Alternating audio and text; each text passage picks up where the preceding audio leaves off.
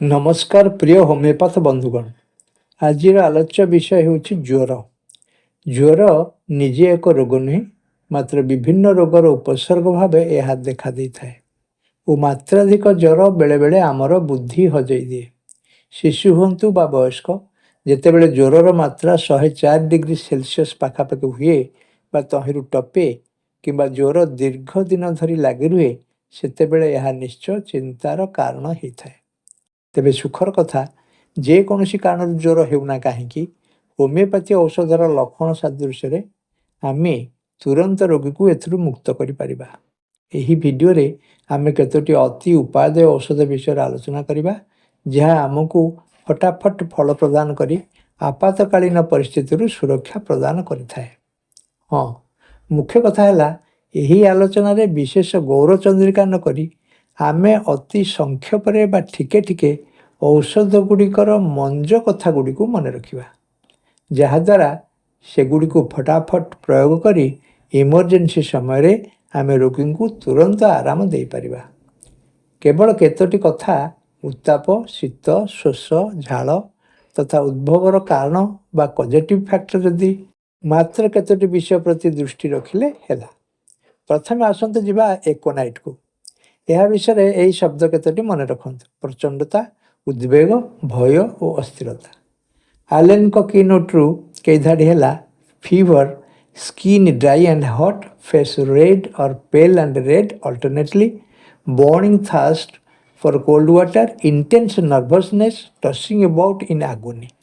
शारीरिक और मानसिक भावे अस्थिरतार रोगी छटपट हुए, मृत्यु भय जड़सड़ हो जाए। Complaints caused by exposure to dry cold air or exposure to dry cold air while in perspiration। ये हूँ अन्य एक सूत्र, अर्थात शुखिला थंडा पवन संपर्क रे आसी असुख बा झाड़ लगा देहरे थंडा शुष्क पवन लगी असुस्थता सृष्टि हुए। बंधुगण, रेस्टलेसनेस औषध गुड़िकर त्रिमूर्ति बा ट्राय होती एकोनाइट, आर्सेनिक एवं रस्टक्स। आर्सेनिक एल्बम मानसिक भाव अस्थिर हेले भी यार अत्यधिक शारीरिक दुर्बलता देखा दिए। सामान्य असुस्थतार यह भीषण दुर्बल हो पड़े। जेल्स भी दुर्बलता बा टर्पर अनुभव करे, मात्र यह अस्थिर न हो चुपचाप गोटे जगार पड़ रुहे एवं संपूर्ण तृषाहीन होता है। जेल्स परी ब्रायोनिया चल प्रचल न करी गोटे स्थान रे स्थिर रुहे, कारण टिकिए हलचल हेले तार वृद्धि अनुभूत हुए। ब्रायोनिया किंतु जेल्स परी तृषाहीन नुहे, बरং यह प्रचुर परिमाण पानी खोजे।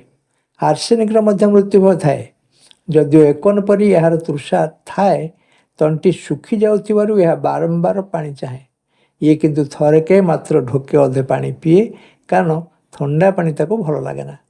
ब्रायोनिया किंतु दीर्घ समय अंतर रे बेसी बेसी परिमाण ठंडा पानी पिए। एणु ब्राई और आर्स शोष विषय यह मन रखंतु: आर्स बहुत थर अल्प अल्प एवं ब्राई कम थर बेसी बेसी परिमाणर पानी पियंती। आर्सर अन्य एक निर्देशक लक्षण है मध्याह्न और रात्रि अर्ध समय यार उपसर्ग मानकर वृद्धि घटे। आर्सेनिक आयोड ट्यूबरकुलोसिस ज्वर रे दरकारी, यह फुसफुस आक्रांत करे, रोगी दुर्बल और शीर्ण हुए। बेलाडोना गोटे कथा मन रखंतु: पाद थंडा मुंड गरम। बेलाडोना रे पाद थंडा मुंड गरम लक्षण टी व्यवहार करी मु अनेक शिशु रोगी पिता माता बाहा बाहा पाई।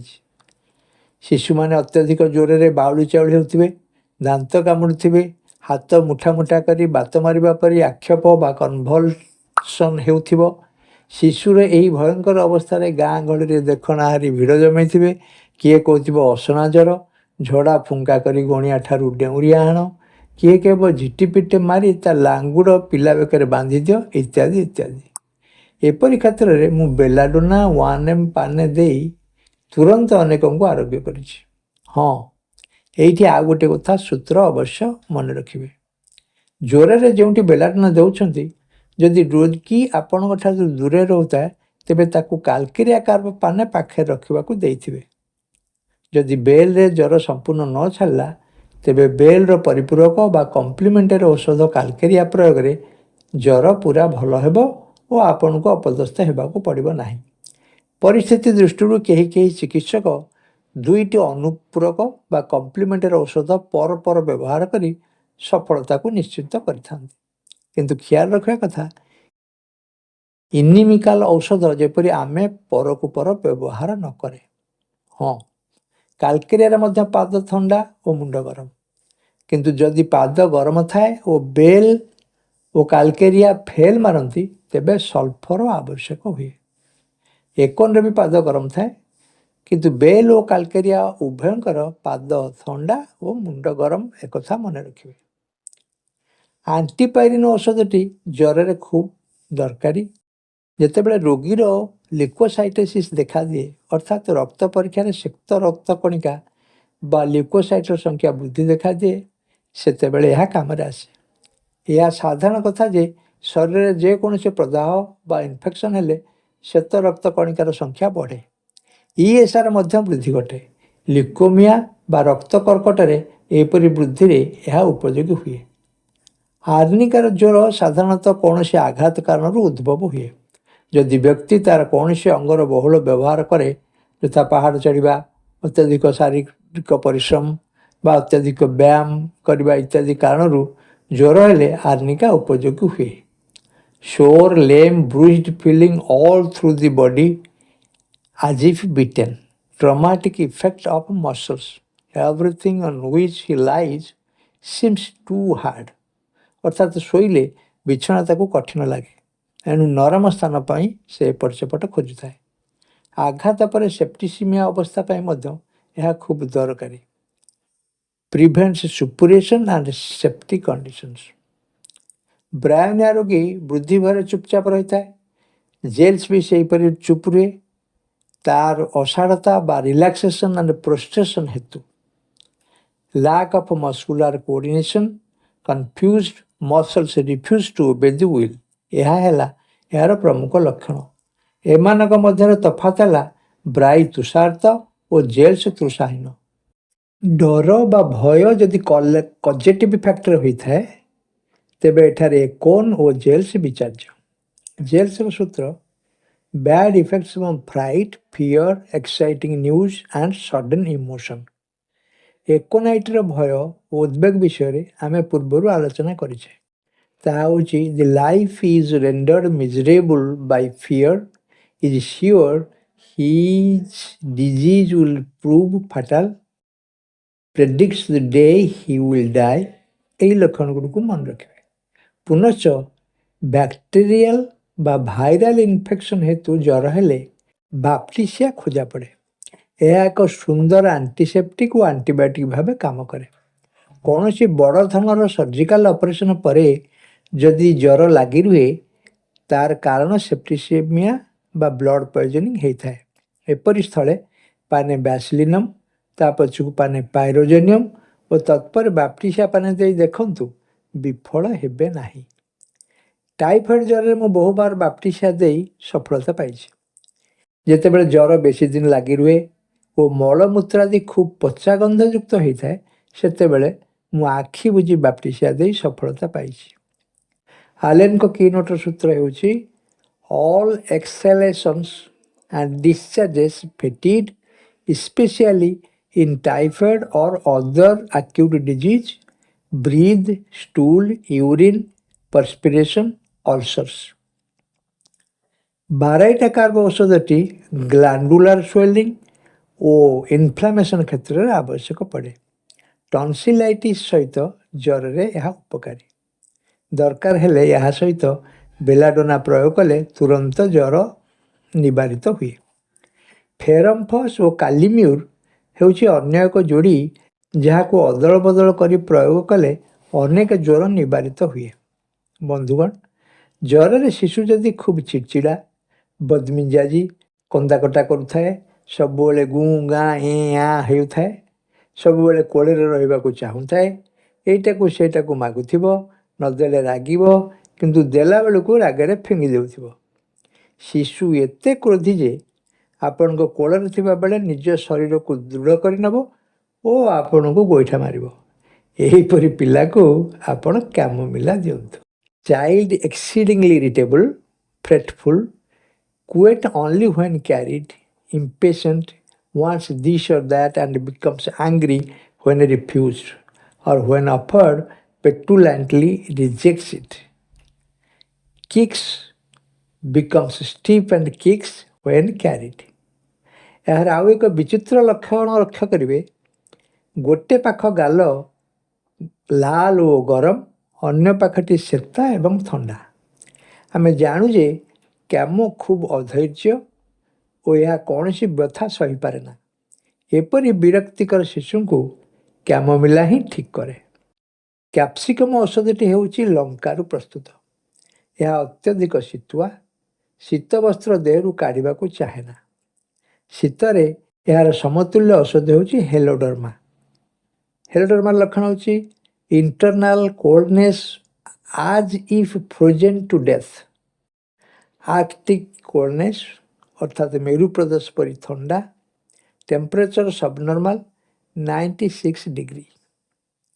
କ୍ୟାମ୍ଫର ଦେହ ଥଣ୍ଡା ଥିଲେ ବି ତାର ଘୋଡ଼େଇ ହେବା ସହ୍ୟ ହୁଏ ନା, ଅଥଚ କ୍ୟାପ୍ସିକମ୍ ସାମାନ୍ୟ ଅନାବୃତ ରହିପାରେ ନା। ହେଲୋଡର୍ମା ଘରର କବାଟ ଝରକା ଅଥବା ଅନ୍ୟ ସମସ୍ତ ଫାଙ୍କ ଗୁଡ଼ିକୁ ବନ୍ଦ କରିବାକୁ କହିବ। ଘର ନିବୁଜ ନହେଲେ କାଳେ କେଉଁ ବାଟେ ପବନ ପଶି ଆସିବ। ନକ୍ସଭମ୍ ମଧ୍ୟ ଶୀତ କାତର।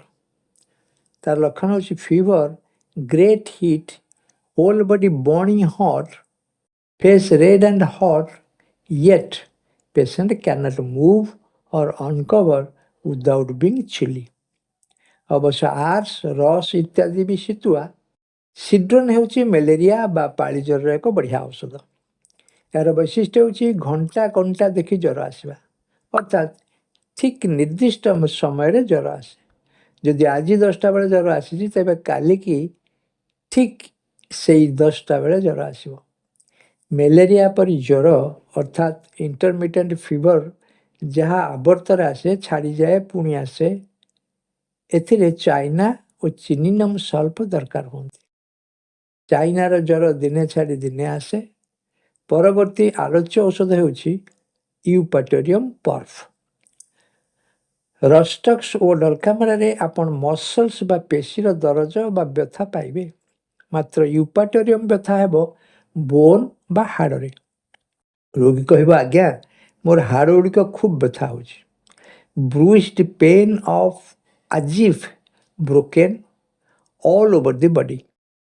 Bone pains affecting back, head, chest, especially the wrist as if dislocated। ପାଳି ଜ୍ୱର ଦିନେ ସକାଳ 9ଟା, ପରଦିନ ଦିନ 12ଟା। ଶୀତ ସମୟରେ ଓ ପୂର୍ବରୁ ହାଡ଼ରେ ଯନ୍ତ୍ରଣା। ଶୀତ ଓ ଜ୍ୱର ସମୟରେ ଭୀଷଣ ଶୋଷ। ଏଗୁଡ଼ିକ ହେଉଛି ୟୁପାଟୋରିୟମର ଲକ୍ଷଣ। ଲାଇକୋପୋଡ଼ିୟମ୍ ଅନ୍ୟ ଏକ ଔଷଧ ଯାହାର ବୃଦ୍ଧି ଏକ ନିର୍ଦ୍ଦିଷ୍ଟ ସମୟରେ ଅର୍ଥାତ୍ ଅପରାହ୍ନ 4ଟାରୁ 8ଟା ମଧ୍ୟରେ ହୋଇଥାଏ। ଜ୍ୱର ପାଇଁ ନେଟ୍ରାମ୍ୟୁର ମଧ୍ୟ ଏକ ପ୍ରକୃଷ୍ଟ ଔଷଧ। ଏହା ପାଳି ଜ୍ୱର ବା ମ୍ୟାଲେରିଆ ପାଇଁ ଭଲ ଔଷଧ। ଏହାର ଜ୍ୱର ସକାଳ 10ଟାରୁ 11ଟା ମଧ୍ୟରେ ଦେଖାଦିଏ। ଏହା ବ୍ରାୟୋନିଆର କମ୍ପ୍ଲିମେଣ୍ଟାରୀ ଓ ଇଗ୍ନିସିଆର କ୍ରନିକ୍ ଔଷଧ। ଟାଇଫଏଡ୍, ମ୍ୟାଲେରିଆ ପରି ବିଷାକ୍ତ ଜ୍ୱରକୁ ଆୟତ୍ତ କରେ ଲାକେସିସ୍। ଏପରି କ୍ଷେତ୍ରରେ ଯେତେବେଳେ ସେପ୍ଟିସିମିଆ ବେଶୀ ହୋଇଥାଏ ଓ ଅନ୍ୟାନ୍ୟ ଔଷଧ ଫେଲ୍ ମାରେ, ସେତେବେଳେ ଲାକେସିସ୍ କାମରେ ଆସେ। ଟକ୍ସିକ୍ କାର୍ବନକଲ୍ସ ମାନଙ୍କରେ ବେଲାଡୋନା, ଲାକେସିସ୍ ଓ ଟାରେଣ୍ଟୁଲା କ୍ୟୁବେନ୍ସିସ୍ ଖୁବ୍ ଉପଯୋଗୀ ହୋଇଥାନ୍ତି। ଲାକେସିସ୍ରେ boils carbuncles, ulcers with intense pain, malignant pustules, decubitus, dark bluish purple appearance tend to malignance. ଜ୍ୱରରେ ଯେତେବେଳେ ଅନ୍ୟାନ୍ୟ ଔଷଧ ଦେଇ ଆପଣ ଅସଫଳ ହୁଅନ୍ତି, ସେତେବେଳେ ସଲ୍ଫର ପାନେ 30 ବା 6 ଶକ୍ତିରେ ଦେଇ ଦେଖନ୍ତୁ ଏହି ଇଣ୍ଟରକରେଣ୍ଟ ଔଷଧ କିପରି ସଫଳତା ଦିଏ।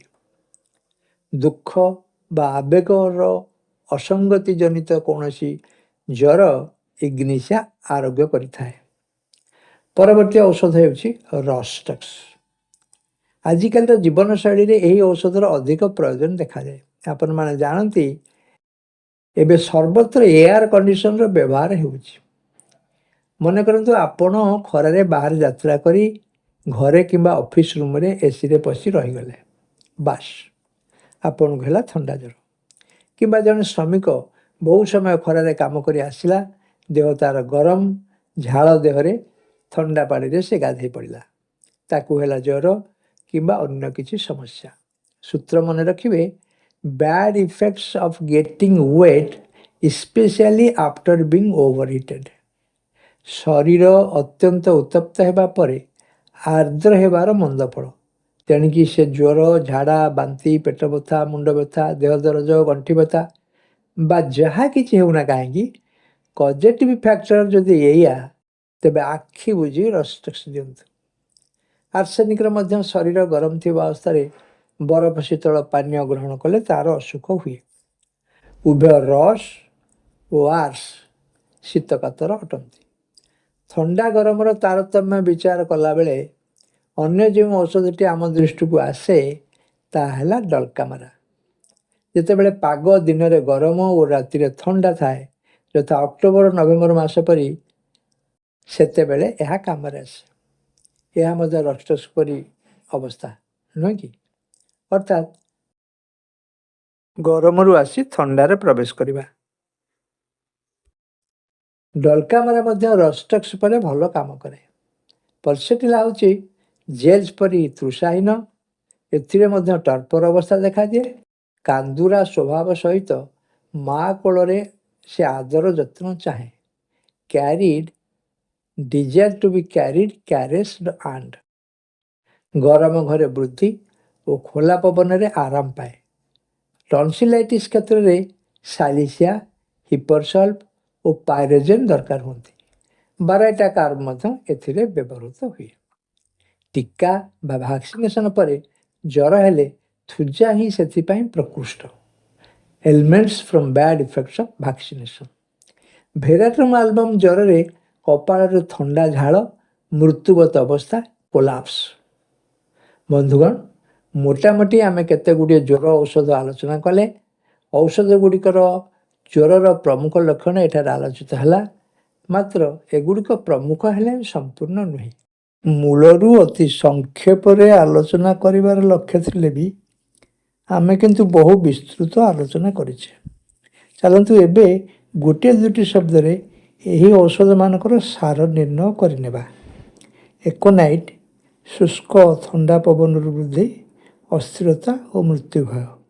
ଆର୍ସେନିକ୍ ଆଲ୍ବ, ମାନସିକ ଅସ୍ଥିରତା, ଶୀତ, ଢୋକେ ଢୋକେ ପାଣି ପିଏ, ଦୁର୍ବଳ। ଆଣ୍ଟିପାଇରିନ୍, ଶ୍ଵେତ ରକ୍ତ କୋଷର ବୃଦ୍ଧି। ବେଲାଡୋନା, ପାଦ ଥଣ୍ଡା, ମୁଣ୍ଡ ଗରମ।